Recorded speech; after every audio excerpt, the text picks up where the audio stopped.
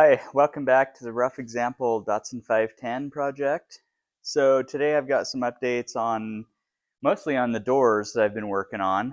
Um, as you can see, I've got my new door handles in here, um, and I've got the locks in and glass and trim. Um, it's been a lot of work. You wouldn't think it would take all day to get this thing in here, but I had to put in this inside scraper seal, and I had to install this gasket here um, as well. Um, and it also took a lot of fine tuning getting these lock pulls to work. The So if you were to lock it, um, or to close the door, now the lock pull can go up and down. If you open the door back up, then that releases, and then you can't lock it because it kind of prevents you from locking yourself out of the car. But it took a long time to kind of get all the alignment in there. This thing, or the door has a adjustable pin, and if that length isn't just right, it prevents this from being able to lock for some reason. So spent a lot of time working on that. And then like I said, I had to install the seal around the frame.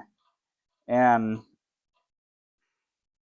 um, that inner scraper that I had to put in there, that one was pretty difficult to install, because you want to get the height even on the entire thing, because if the height isn't even, it wouldn't spread out evenly like that and cover the edge of the door. It just wanted to like drop into the slot. Um, so that took a lot of fine tuning. It's still not perfect. And for whatever reason, I mean, it's not even close to contacting the glass. I mean, there's at least an eighth of an inch gap there. I mean, I'm not super happy with that. And on the outside here, I cannot figure out how to get this thing to sit perfectly. Like, this side sits way higher, but it's all the way down on the metal, and then it kind of seems like it bows down when it goes across. Um, and it scraped my paint right there, so now I'm gonna have to touch that up. So really frustrating, honestly. It scratched the paint here, scratched the paint right there. Even though I had it covered in tape, it just cut right through the tape. So I would use electrical tape because the painter's tape was not thick enough.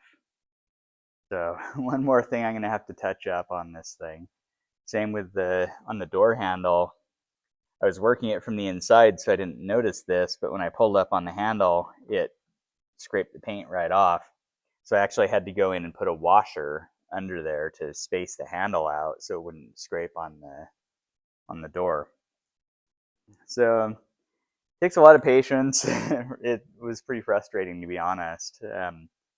And I just, yeah, struggling to get this door to work a little bit smoother. Like if you crank on the glass, it does not come down very well. I mean, it's just super hard to crank. Like, it kind of binds on everything, and on like I have to use like two hands, and then it kind of stops, and there's still a gap, and then to get it all the way up in there, you really have to wrench on it and stuff. So I don't know if that's just Datsun's or or what's going on, but I'm hoping the other side will go smoother. Usually does once you've done it once, but anyway, that's kind of what I've been doing today. Um, and I also had, you can see I don't have the screws in here. I had ordered some new screws, but they were too long and they were binding on the lock mechanism, so I had to cut them off with the grinder Like you can see right here. So this is one of the originals. I don't know why, but it had been like ground down. And then there's the one that I cut, and that's how they came.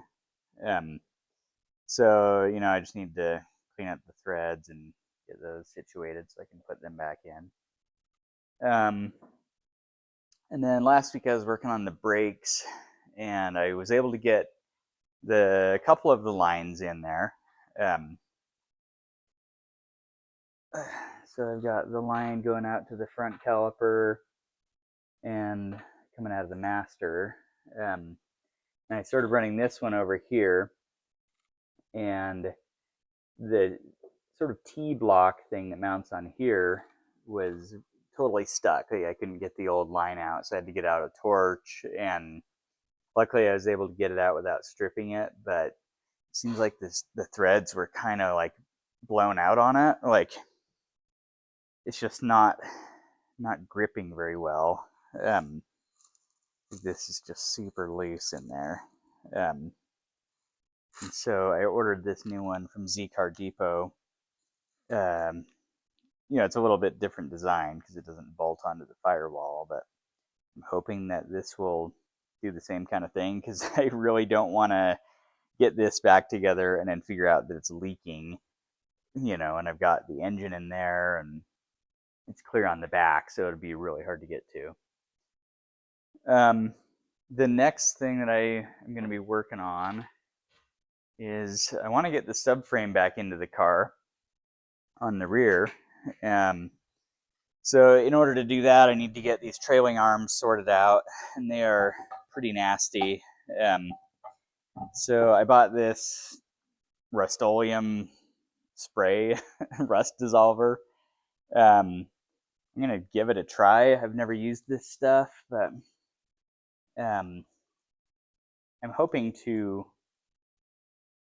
be able to do something like this and not have to like wire wheel the entire part because it's just really big and really tedious.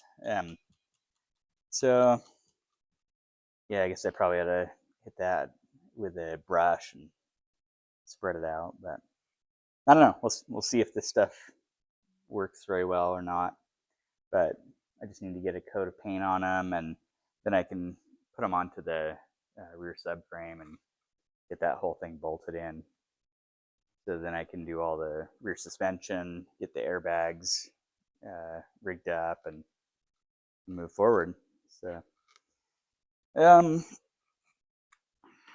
also got the fuel lines out of the car, trying to decide if I want to rebuild those or reuse them. They don't look too bad, honestly. I think they'll clean up okay. So got to get those degreased and cleaned up, But let's see what else. I was able to get the hood release in there. I ordered a new gasket, like the grommet that goes in the firewall, so I got that. I started running the wires last week, and I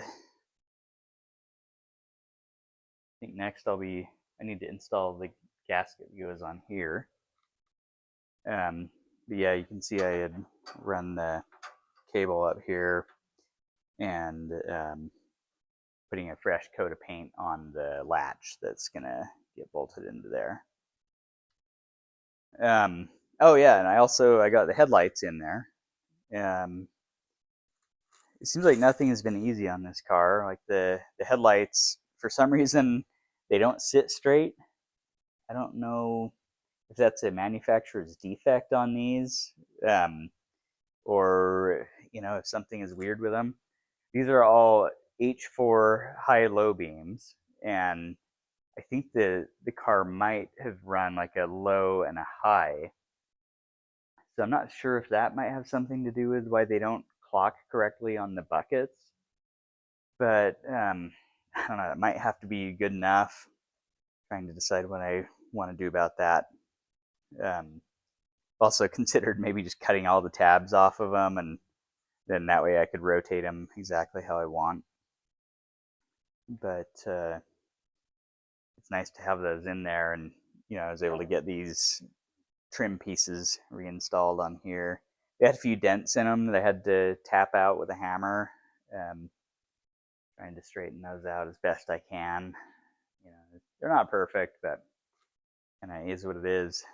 All this, you can just spend so much money on all of the chrome bright work on these cars. So trying to keep it within budget, and sometimes you got to sacrifice a little bit. So anyway, I think that is all my updates for this week. I appreciate you tuning in, and I will be back next Saturday with some more updates.